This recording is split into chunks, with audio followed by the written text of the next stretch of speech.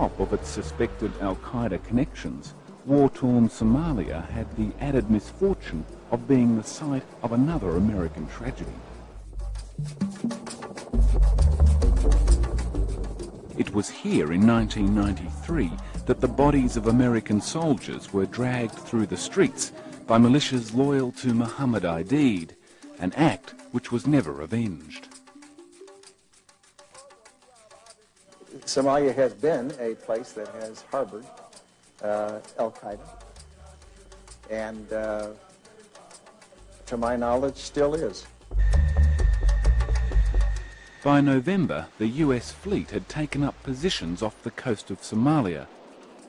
The Americans shut down the country's banking system, and most analysts expected Somalia and its capital, Mogadishu, to be smouldering by Christmas.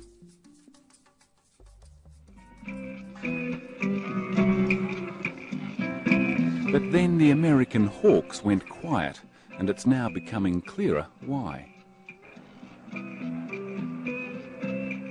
A quirk of fate has delivered the US a remarkable ally in Somalia.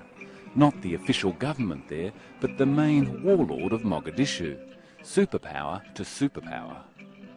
A man with some remarkable qualifications to deal with the Americans, a US citizen, a former city engineer from California, a Gulf War veteran and former US Marine.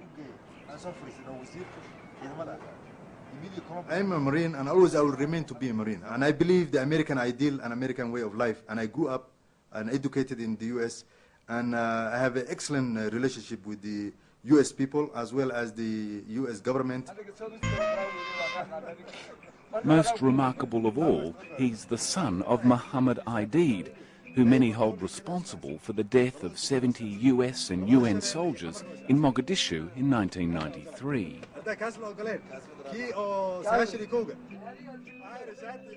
What's more, he's a member of the Republican Party, and although a Muslim, he shares America's distaste for radical Islamic groups. We cannot allow Somalia to be an Islamic state. Those who try to say that we are anarchic, we are this. The alternative for Somalia is to have a Bin Laden government. There is no other alternative. And Somalia be a base, biggest base in the Horn of Africa to launch terrorism in the US, in the Europe, in neighboring countries.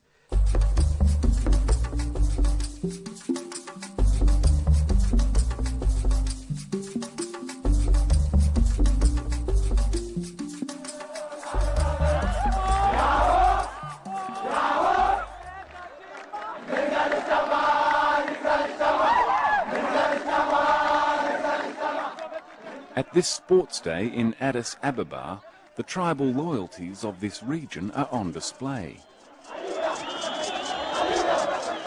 It's in the chanting, not on the track, where each tribe seeks to portray its superior qualities. Perhaps none so dramatically or as accurately as the Somali team. But they're not the only Somalis in town. The main warlord of Mogadishu has left the presidential palace there and come to Addis Ababa to drum up regional and international support for his cause.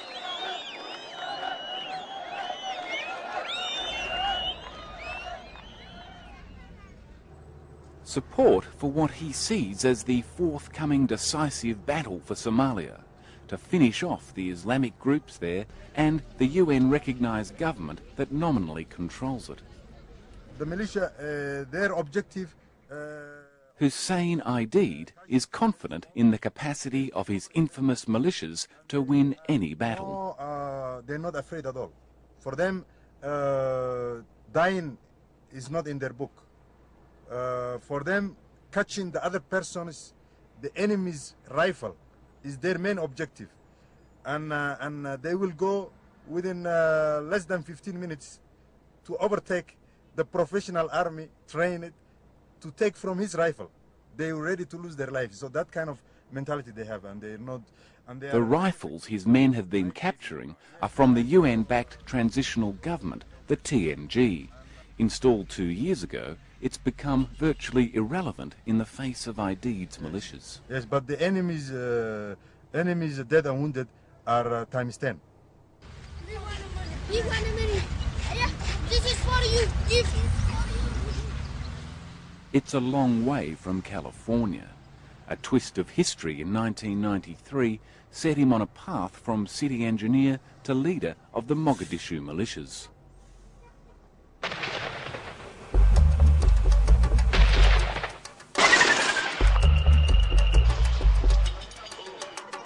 For the past decade, Somalia has been in an almost permanent state of civil war. In 1991, Aidid's father was one of the leaders of a successful revolt against the dictator Siad Barre. Mohammed Aidid emerged as the central figure of the chaos that followed, fighting off 100 factions across the country and firmly holding on to half of Mogadishu.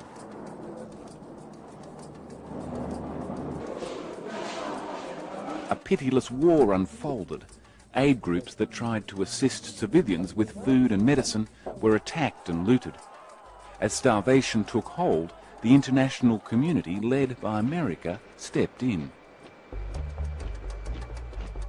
It's sort of like the cavalry coming to the rescue, straightening things out for a while, and then letting the marshals come back in to keep things under control. December 1992. America commits ground forces to protect the delivery of food aid to the starving.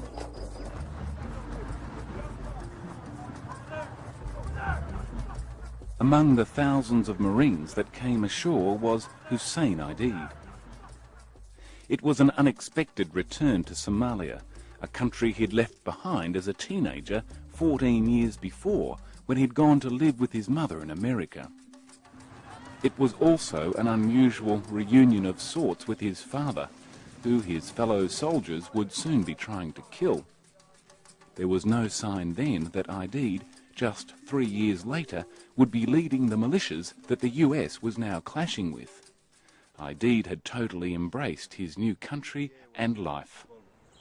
Did you like California? Yeah, too much. I know every corner of California. A good life there? Yeah. Girls, I used to date a lot when I was young. After a 3-month tour of duty in the early days of the Somali mission, Aidid returned to his job as a city engineer in California, his life in the Marine Reserves, and ongoing studies at California State University. I did minor African studies and I did minor economics and minor political science. While I was doing that... His marriage in 1996 to a Somali girl, also living in America, radically altered the course of his life. And I saw this new government, so I thought I could help. He returned to Somalia for 1 week to meet her parents and his father. So when... I never went back to the US. You never went back? Yes. Almost as soon as he arrived, his father left for yet another front line.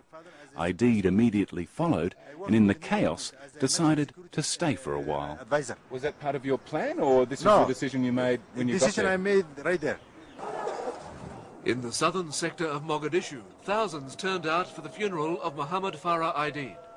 To the mourners... Just 9 months after Aidid's return to Somalia, his father was assassinated. To the outside world, he was a despotic warlord, responsible in large measure for 5 years of clan violence, famine and civil war. The engineer from California virtually inherited the tribes and militias that his father had created. A new warlord was born. According to Aidid, his virtual rule of Mogadishu has ushered in an unprecedented era of peace and prosperity, except for his continual battles with the Islamic group Al-Ittihad and the official government, who he claims supports their fundamentalist agenda.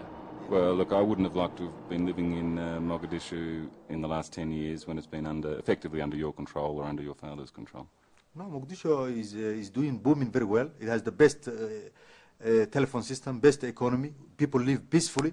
Even to this day, there must be, I think there's something like 5 gun battles a day in Mogadishu. Not much, really.